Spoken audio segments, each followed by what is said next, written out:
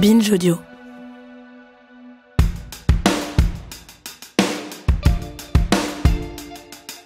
C'est l'histoire d'une guerre qui n'en finit pas, mais qui devient de plus en plus terrifiante. Au Proche-Orient, la violence et la cruauté des massacres terroristes commis par le Hamas le 7 octobre 2023 servent hélas à justifier pour le gouvernement israélien une riposte d'une ampleur et d'une brutalité inédite sur le peuple palestinien. En novembre 2024, l'ONU a estimé dans un rapport que les méthodes du gouvernement israélien, je cite, correspondent aux caractéristiques d'un génocide. Un terme qui n'a pas manqué de faire débat tant il est inscrit dans l'histoire même d'Israël et de sa création après le génocide juif perpétré par les nazis. Au milieu de toute cette violence et de ces déchirements politiques, idéologiques ou moraux, les organisations humanitaires impliquées dans les territoires palestiniens tentent de maintenir un semblant d'activité et d'aider celles et ceux qui en ont le plus besoin. Comment tenir dans une situation intenable ? C'est une des nombreuses questions que l'on va se poser en compagnie de Ronnie Broman, ancien président de Médecins sans frontières, MSF qui est notre partenaire pour la fabrication de cet épisode. Je suis Thomas Rozek et vous écoutez Programme B.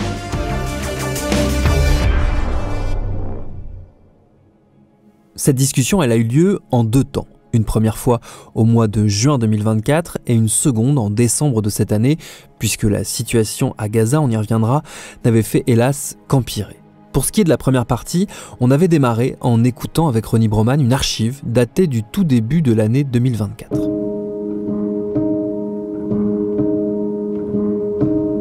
Les premières décisions de la Cour internationale de justice sont donc tombées tout à l'heure sur, je vous le disais, des mesures d'urgence qui étaient réclamées par l'Afrique du Sud concernant le conflit au Proche-Orient. La Cour a donc demandé à Israël de permettre l'accès à l'aide humanitaire à Gaza et lui ordonne de prévenir et de punir l'incitation au génocide sans pour autant lui demander de stopper son offensive sur la bande de Gaza.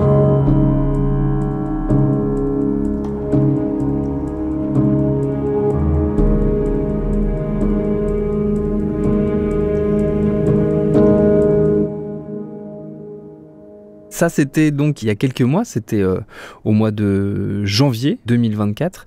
Qu'est-ce que ça t'évoque, cette prise de position de la Cour internationale de justice ? Je l'ai reçu, je l'ai entendu comme une sorte de séisme, un très grand choc, parce que la Cour internationale de justice s'attaquait à Israël, et qui plus est, en prononçant le mot de génocide, alors même que Israël invoque de façon récurrente, pas depuis le début de son existence d'ailleurs, mais enfin depuis longtemps, le génocide, la Shoah, comme étant d'une certaine manière une source de légitimité de l'État d'Israël. Et voilà que le thème du génocide lui revient en pleine face. Le thème du génocide, il est fréquent, il est récurrent.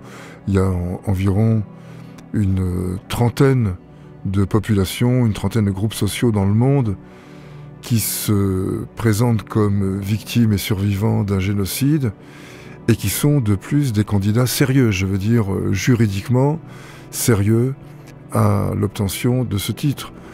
Et pour ce qui concerne Médecins sans frontières, le génocide a été une sorte d'accompagnement, avant même d'ailleurs la création de MSF, la guerre du Biafra, dépeinte par certains comme un génocide contre la population Igbo, commis par le pouvoir nigérian. La protestation contre ce génocide, le comité contre le génocide au Biafra, pour citer l'organisme qui regroupait ces protestations, tout cela est un peu à l'origine de Médecins sans frontières. Et puis les Kurdes, les Vietnamiens, les Bosniaques, le Darfour, etc. et j'en passe.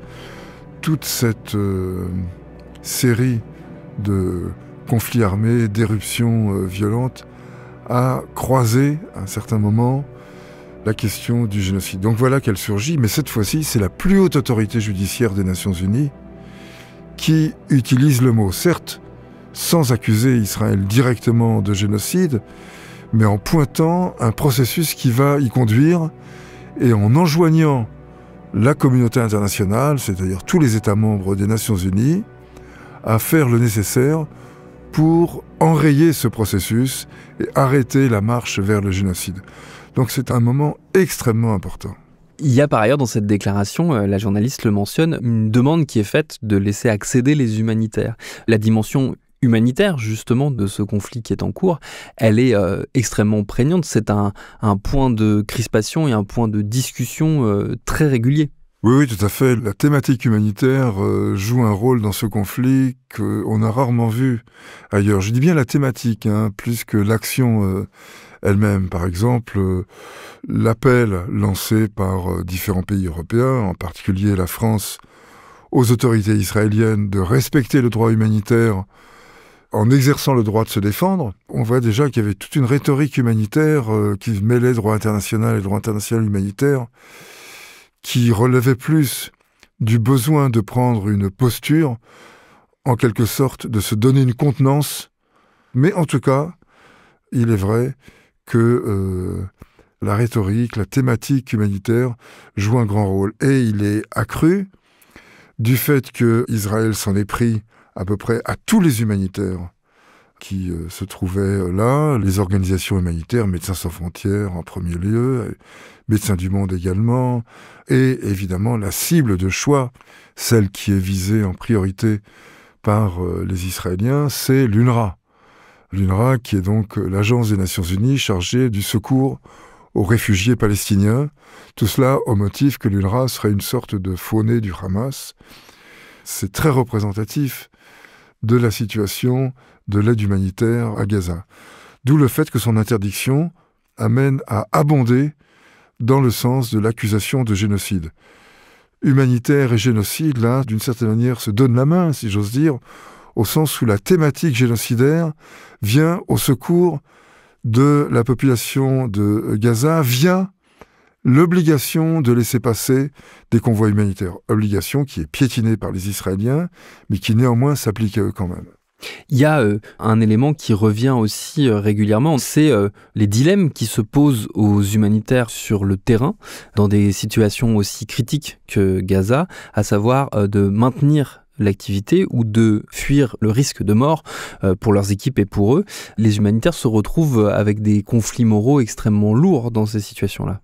C'est la question du niveau de risque que nous sommes prêts à assumer en tant qu'organisation qui accepte d'exposer ses membres, lesquels membres sont nécessairement volontaires et acceptent explicitement cette exposition.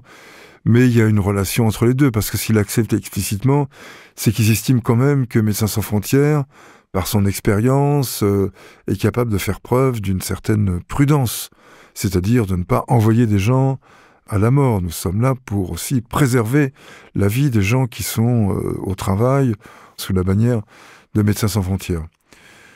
Les attaques répétées, les dangers toujours très pesants qui pèsent sur les équipes amènent à mener une action qui est intermittente.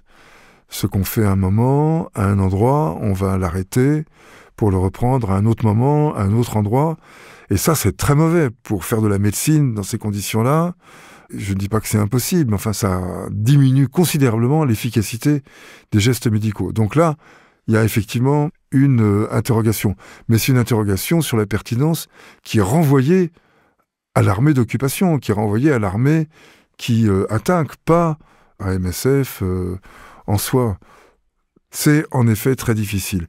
Et cette difficulté est redoublée encore par le fait que les membres palestiniens de nos équipes sont littéralement épuisés.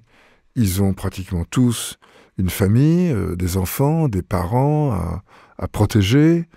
Donc il y a une situation de stress effroyable avec une partie du personnel qui n'a qu'une chose en tête, c'est de mettre sa famille, ses proches à l'abri. Donc de tenter de passer la frontière.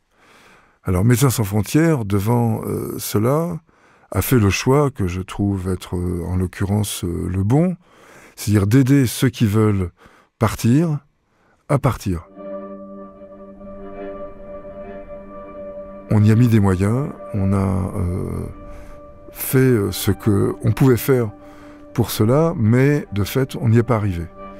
Les Palestiniens qui ont franchi le passage, qui se sont réfugiés en Égypte, l'ont fait par leurs propres moyens, en payant très cher, des contrôles qui sont totalement corrompus.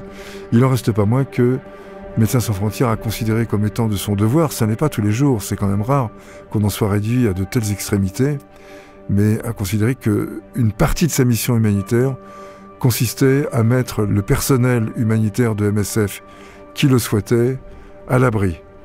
Et en plus, nous n'avons pas réussi, nous avons d'une certaine manière échoué. La difficulté supplémentaire sur ce conflit, c'est aussi une difficulté du langage, presque, et du discours. C'est la difficulté de prendre la parole sur ce qui se passe à Gaza. Comment est-ce que toi, qui es habitué justement à prendre la parole dans les médias, tu perçois ce durcissement du discours autour justement d'une crise humanitaire comme celle-là ?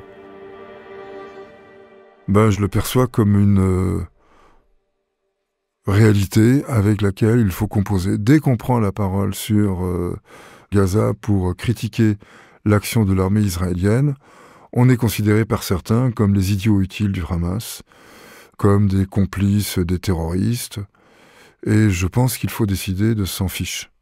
On a des choses à dire, elles sont importantes, notamment parce qu'il n'y a pas de journalistes étrangers, donc les humanitaires sont les seuls étrangers à Gaza, et donc notre parole a une réelle importance, je pense, pour contrer une certaine propagande. Le 7 octobre, les viols, les tueries de civils commis en Israël sont de fait des actes terroristes, c'est-à-dire des actes exercés contre la population civile destinés à inspirer la terreur, destinés à intimider, à effrayer, donc à imposer la terreur. D'où le fait qu'il y a une réelle pertinence à qualifier ces actes de terroristes. Et j'ajoutais, et je continue de le faire, que dans cette mesure-là, l'armée israélienne est également une organisation terroriste, puisque elle cherche à intimider, elle attaque des civils en connaissance de cause. Et ce que je pense important à faire valoir, c'est qu'une fois qu'on a dit cela, on n'a rien dit. Ça ne nous avance pas. Ça n'aide pas à dépasser la situation, à trouver les voies et moyens d'une aide humanitaire qui se déploie, à trouver le chemin d'un règlement politique, puisqu'au fond, quand vous annoncez qu'une organisation est terroriste, vous la balancez dans les enfers, vous la balancez dans les flammes, vous vous interdisez de discuter avec elle. Mais oui, on est confronté à cela. Il faut, je pense, accueillir tout cela avec sang-froid, sans se laisser intimider. Et pour l'instant, c'est encore possible. Est-ce que on peut dire que ce conflit, il nous rappelle l'existence, assez douloureusement, on va dire, l'existence de ce droit humanitaire et de ce pourquoi il a été créé et de ce à quoi il sert? Est-ce qu'on peut dire ça de ce conflit à Gaza ? Oui, on peut le dire. On devrait pouvoir le dire de tous les conflits, mais en effet, la guerre israélienne à Gaza a fait ressurgir les thèmes, disons, de l'humanitaire. S'il fallait résumer le droit humanitaire en une seule formule, c'est comme ça qu'il tiendrait. La guerre est un exercice cruel. Ce qu'il faut éviter, c'est l'excès de cruauté, c'est-à-dire les cruautés non nécessaires. Tout le problème étant de savoir qui trace la ligne qui sépare les cruautés nécessaires des cruautés inutiles. Ça, c'est l'éternel problème du droit humanitaire. Mais c'est cela qu'il faut retenir du droit humanitaire et qui se décline en deux parties, des obligations de retenue quant à l'usage de certaines armes ou au ciblage de certains lieux et des obligations de distinction entre combattants et non combattants. Mais tout ça est évidemment très, très théorique. Et là, sans vouloir condamner personne, il faut bien reconnaître que l'application sérieuse du droit humanitaire dans la guerre requiert des efforts, la mobilisation de moyens de détection, d'observation, la prise de risque, que très peu d'armées sont disposées à accepter. Et donc l'humanitaire tient une place importante, mais quand même principalement sous la forme d'une rhétorique.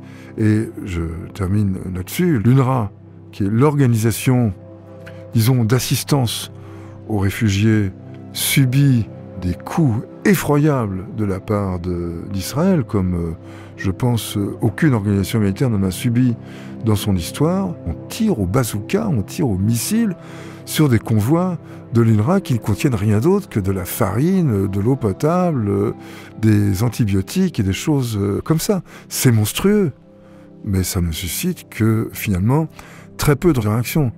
C'est pour ça que je dis que l'humanitaire tient à la fois une grande place, mais c'est une place un peu vaporeuse, c'est-à-dire ça s'étend un peu partout, ça remplit beaucoup d'espace, mais ça n'a que très peu de prise sur la réalité.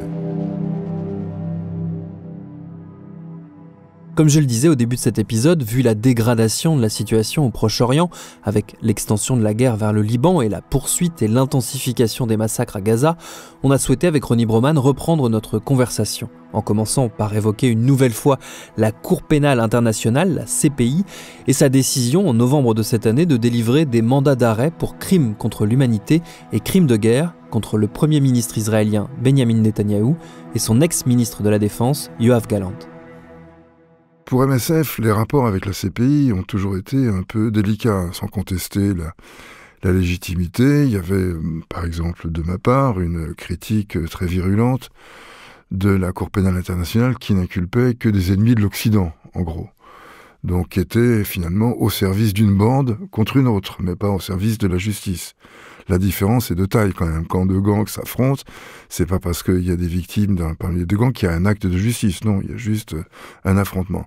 Là, d'une certaine manière, on a changé de registre. Donc la justice internationale semble prendre du poil de la bête, c'est-à-dire se doter d'une légitimité que tout le monde est bien forcé de reconnaître. Alors, il y a évidemment les protestations d'Israël et de ses soutiens, selon qui on ne met pas sur le même plan criminel, terroriste et un État démocratique, ce qui est une sorte d'aberration qui peut nier le fait que la justice juge des actes, pas des statuts sociaux, pas des statuts politiques. Enfin, c'est absolument grotesque, mais le grotesque de cette mise en question souligne l'absurdité, les discours totalement ineptes et donc odieux dans le contexte de la cruauté de cette guerre, des amis d'Israël qui continuent de tenir le fait que les démocraties soutiennent les démocraties, comme si Israël, écrasant de bombes une population quasiment sans défense, voyait cet écrasement atténué par le fait que c'est un écrasement démocratique. Donc quand vous mourrez sous la torture démocratique, ou vous asphyxiez sous l'occupation démocratique, ou que vous périssez sous les bombardements démocratiques, c'est pas la même chose.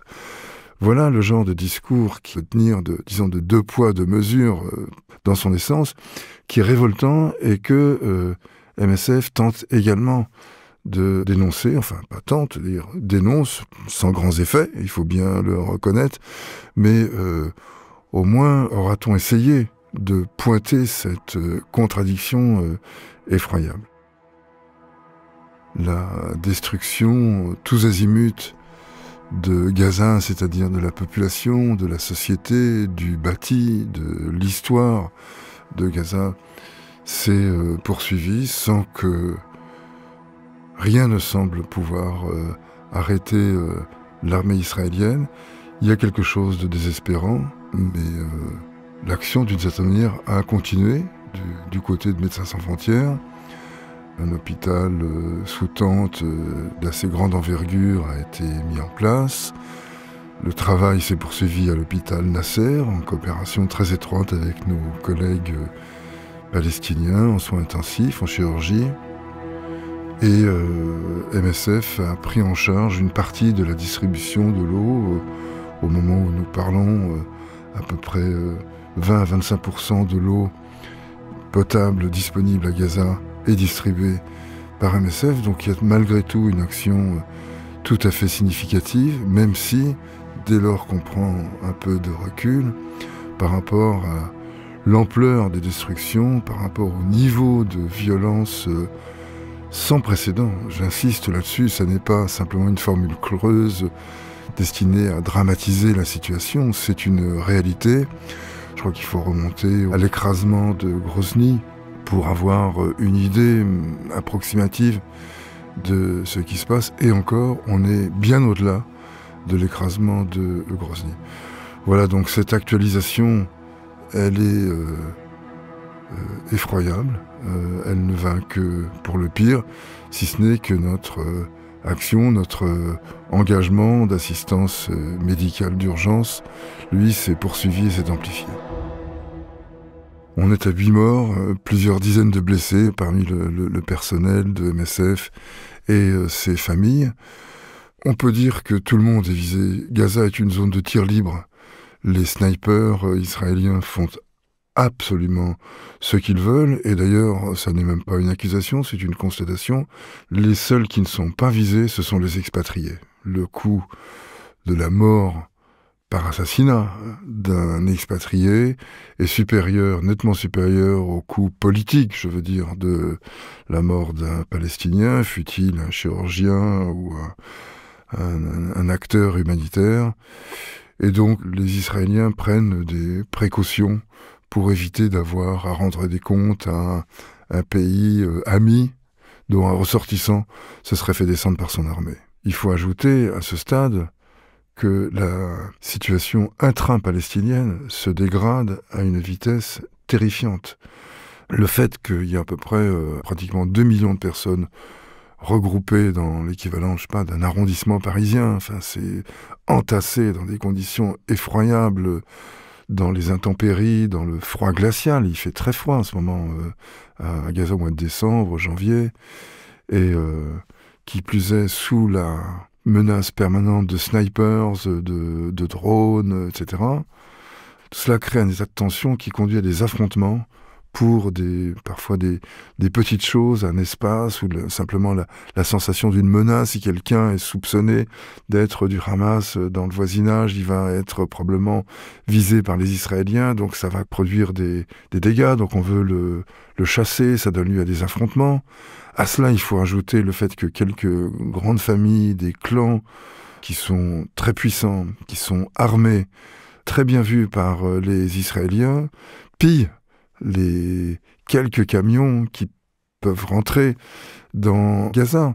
Et donc, ce sont ces voyous, ces profiteurs de guerre qui saisissent les charges amenées par les quelques camions qui peuvent franchir la frontière, avec la complicité des Israéliens. Voilà aussi un aperçu de ces transformations pour le pire qui marquent la vie et la mort à Gaza. C'est quoi les perspectives d'une organisation comme MSF dans une situation comme celle-là qui ne fait que se dégrader ?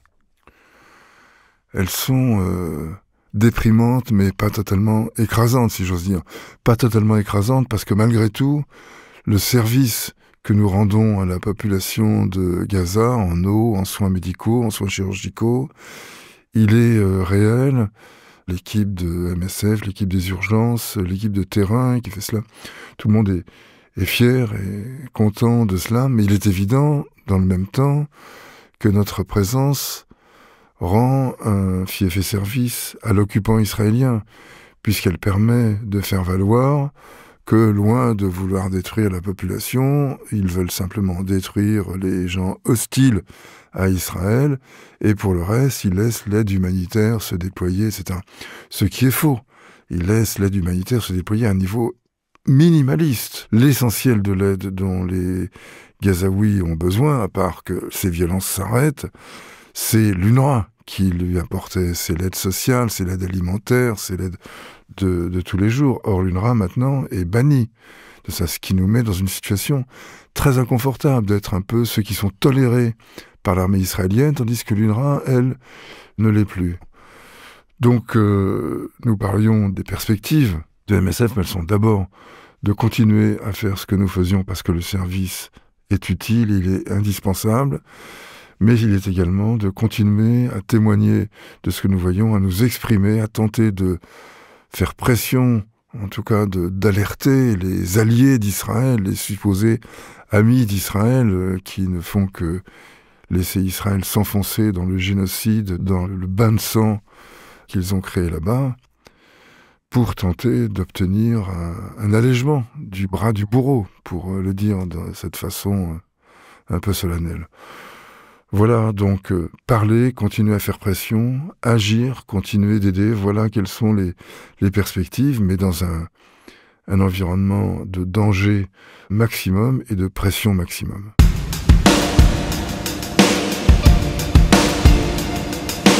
Merci à Ronnie Broman pour ses réponses. Les 4 épisodes que nous avons fabriqués en partenariat avec MSF autour de ses souvenirs et de sa vision de l'action humanitaire, ils sont à retrouver dans le flux de Programme B, un podcast de Binge Audio réalisé par Mathieu Thévenon. Tous nos épisodes, les anciens comme les nouveaux, sont à retrouver sur toutes vos applis de podcast préférés. Cherchez-nous sur Internet si vous voulez nous parler et à très vite pour un nouvel épisode.